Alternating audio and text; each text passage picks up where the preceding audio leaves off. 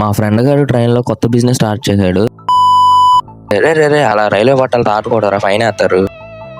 Hi guys, అసలు విషయం ఏంటంటే అందరూ కాలేజ్ డుమ్మా కొట్టి విజయవాడ కనకదుర్గం దర్శనంగా అయితే వెళ్తున్నాం.